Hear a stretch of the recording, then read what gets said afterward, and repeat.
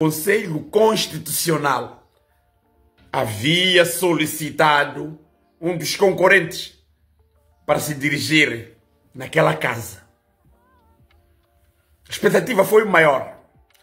A partir da hora 15, tudo parou em Moçambique. Todos os holofotes viraram as atenções para o Conselho Constitucional.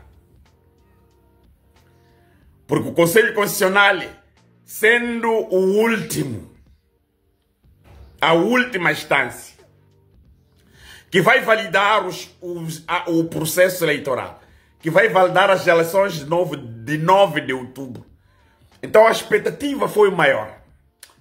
Todas as televisões, rádios, correram para lá. Os moçambicanos sentaram nas suas residências. Alguns assistiram à televisão, outros usando meios cibernéticos, as redes sociais. Nós todos estávamos na expectativa porque queríamos ouvir exatamente o que o Conselho Constitucional tinha para dizer aos moçambicanos. Quando eram 15 horas, nós ficámos na expectativa. Estávamos a acompanhar, a par e passo, todo o processo que estava a acontecer no Conselho Constitucional. Antes de eu avançar,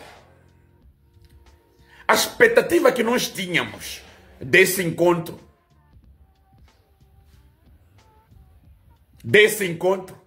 do Conselho Constitucional, conseguimos atingir. Essa expectativa que nós tivemos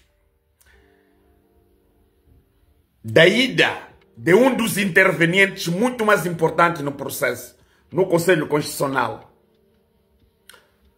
tivemos ou não? Está aqui a questão que qualquer um que neste preciso momento esteja a assistir este vídeo vai ter que responder. Se aquilo que nós estávamos à espera, depois de ouvirmos o Conselho Constitucional, conseguimos atingir o objetivo ou não. O que é que nos espera à frente? O que é que espera o povo moçambicano?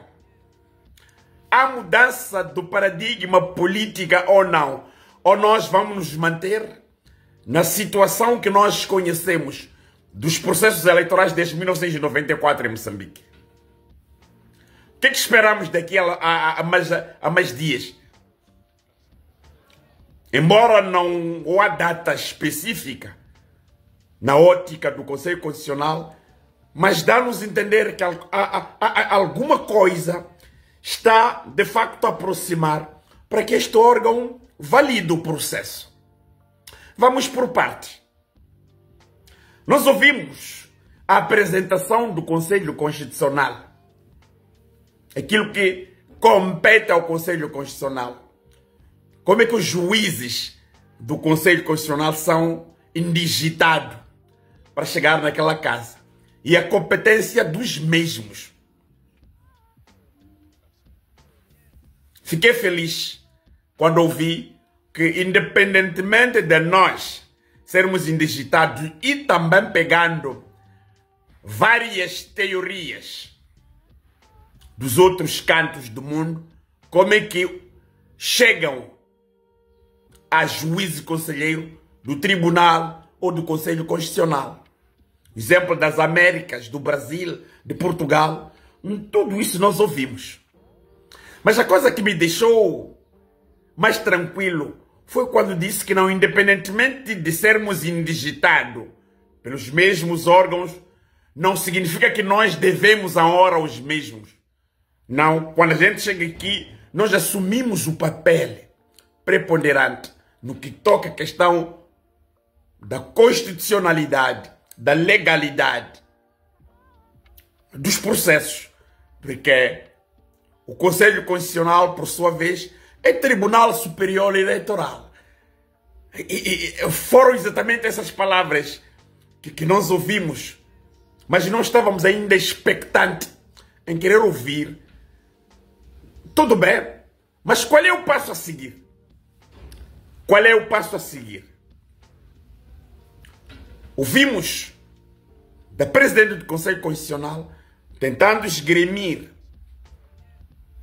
todo o contencioso eleitoral, olhando o formato, o olhar minucioso de cada processo eleitoral, de cada processo no Conselho Constitucional, que na nossa ótica, este mesmo processo poderá conduzir o processo na qual nós nos encontramos à validação das eleições. Nós temos as competências da Comissão Nacional de Eleições. Exime-se o Conselho Constitucional que nós atuamos como tribunal, porque todo o processo político termina na Comissão Nacional de Eleições. Quando o processo ainda está na Comissão Nacional de Eleições, é processo político. E quando transita para o Conselho Constitucional, deixa de ser processo político, entra meramente no aspecto jurídico. Aqui onde é que começa de facto o grande problema.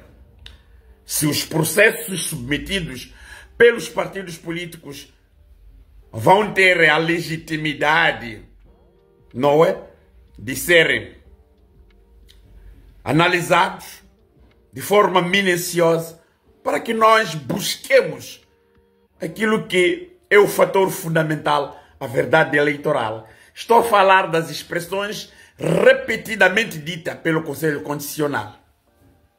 A verdade eleitoral. A verdade eleitoral. Para nós, para qualquer cidadão nacional, o que interessa é a verdade eleitoral. É verdade que ao longo do tempo do debate, nós começamos a ouvir que não, pela natureza do trabalho, até foi obrigado a mexer-se os processos desde a primeira instância. Estamos a falar da fase preliminar, exatamente do processo. Mas que aqui é um grande trabalho que na verdade deve se fazer para nós podermos apurar a veracidade exatamente deste processo. Interessou-nos bastante, porque todos nós estávamos de facto a assistir ali. Mas aqui começa a vir uma outra coisa. A mais integridade, liderado pelo Dr. Edson Cortés, depois de receber o documento do Conselho Constitucional e negar de entregar as atas e editais na qual foram solicitados pelo esse órgão, tinha razão ou não tinha? Tinha razão ou não tinha? A ida do Partido Podemos para o Conselho Constitucional hoje, e aquilo que nós todos ouvimos, o que é que poderá significar para o processo da validação dos resultados pelo Conselho Constitucional? Vamos conversar um bocadinho aqui. Duas coisas que nós estamos aqui a fazer avaliação exatamente deste processo. Primeiro, é uma organização não governamental que ao longo dos processos eleitorais sempre trabalhou na observação do processo eleitoral, na verificação, até em algumas ocasiões teve a ocasião exatamente deste processo de ter acesso. Estamos a falar de atas e as editais de todas as 26 mil mesas. Mas quando foi solicitado pelo Conselho Constitucional, tomou aquela posição que nós todos vimos e ouvimos. E depois, é esta bomba de hoje. O que é que nós esperamos nos próximos dias? Foi um processo orquestrado pelo Conselho Constitucional em chamar um dos concorrentes para explicar toda aquela narrativa que nós ouvimos,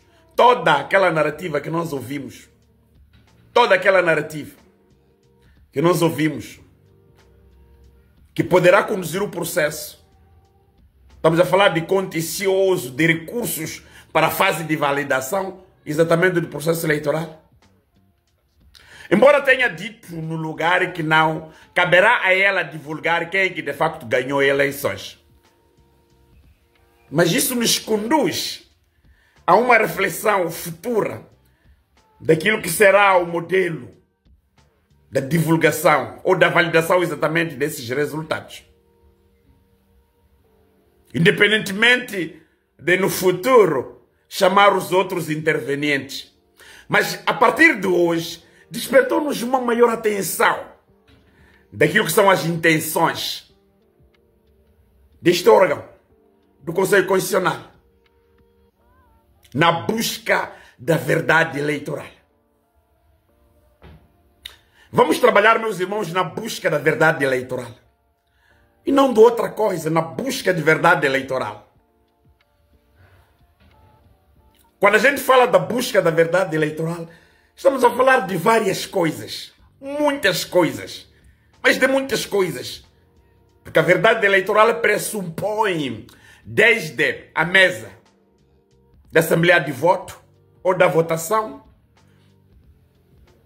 a contagem na mesa, os resultados a partir da mesa de votação, a produção de ata e edital a partir da mesa, a saída da mesa de votação para a fase subsequente, que é o distrito. A validação ou a divulgação na fase do distrito, depois a fase provincial. E, por último, a fase nacional, que é a Comissão Nacional de Eleições. Estaremos aqui a tentar transmitir a busca da verdade eleitoral, olhando exatamente todos esses fatores que nós assistimos, de ilícitos eleitorais, de falsificação dos resultados, da fraude eleitoral, que foi consumada e todos nós tivemos a oportunidade de ver. São esses todos os fatores que na devida altura, ou na data, ou no momento da validação, o Conselho Constitucional vai poder trazer para melhor se definir e decidir.